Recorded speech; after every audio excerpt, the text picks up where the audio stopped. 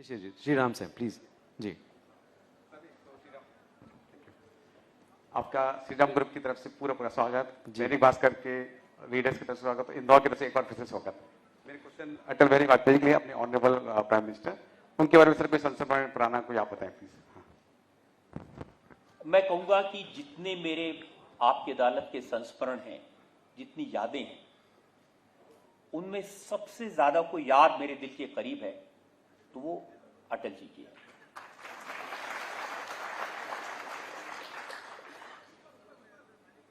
आज की नई पीढ़ी को शायद नहीं मालूम कि वो कितने बड़े ओरेटर थे, लाखों की भीड़ को मेस्मराइज कर लेते थे।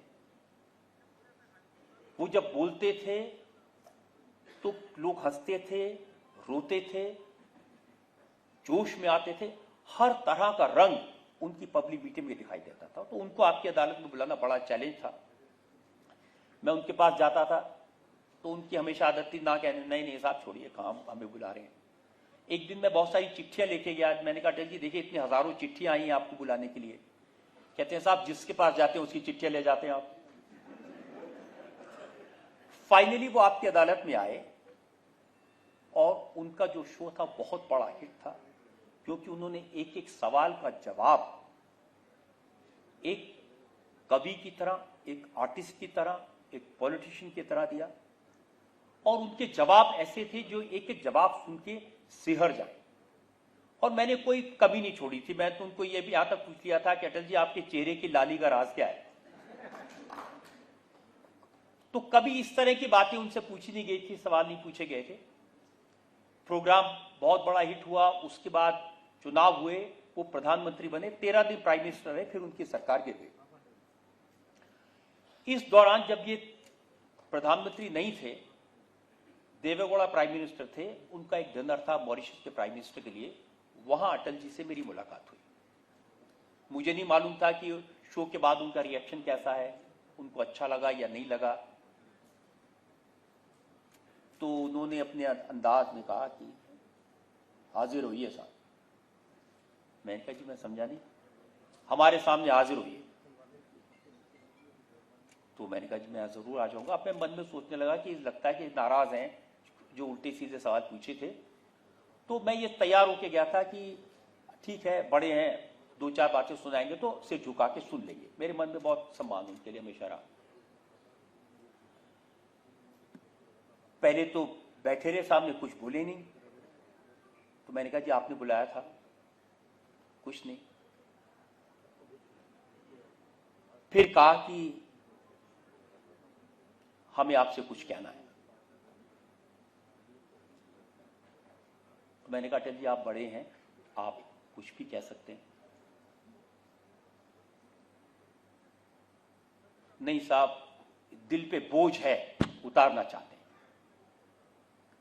3 बातें हमें आपसे कहनी है और आज आप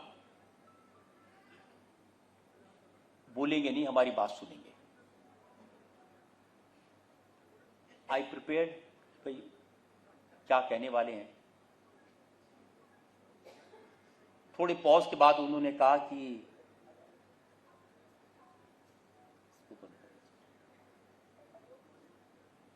पहली बात तो ये कि हम आपके आभारी हैं। हमारी प्रधानमंत्री बनने की प्रक्रिया आपकी अदालत के कार्यक्रम से शुरू हुई।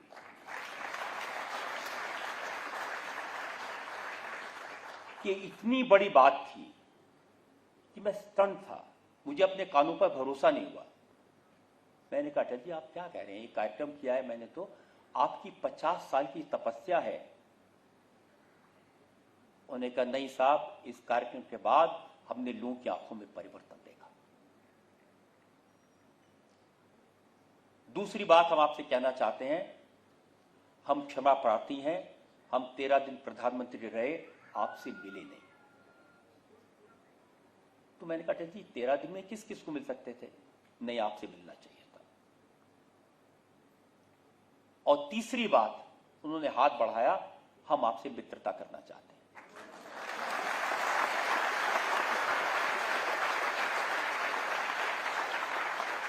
ये तीनों बातें इतनी बड़ी थी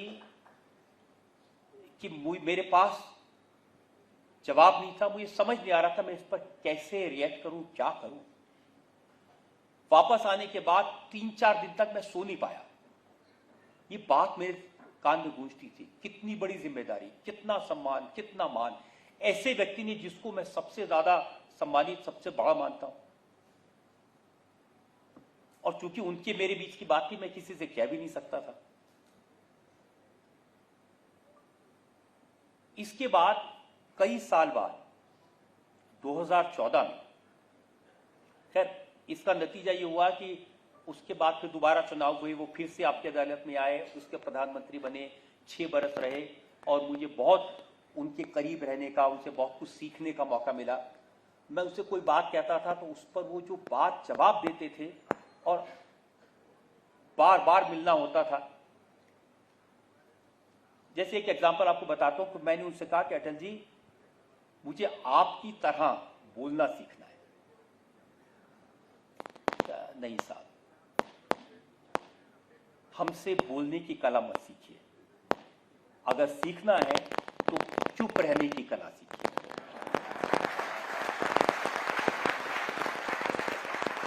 ऐसे सैकड़ों उदाहरण हैं जो उनसे मुझे सीखने को मिला। लेकिन वो कितने बड़े इंसान थे ये मुझे पता चला 2014 में, जब मोदी जी प्रधानमंत्री पद के उम्मीदवार थे और मोदी जी को मैं बार बार कोशिश करता था बुलाने की, वो टाइम नहीं दे पा रहे थे, तो मैं उनसे वक्त लेके अहमदाबाद गया। तो मैंने कहा जी अब देखिए, मैं कई बार कोशिश कर चुका, आप मुझे बता दीजिए कि आपकी अदालत में आपको नहीं आना है। तो इन्होंने कहा कि पंडित जी आना तो पड़ेगा।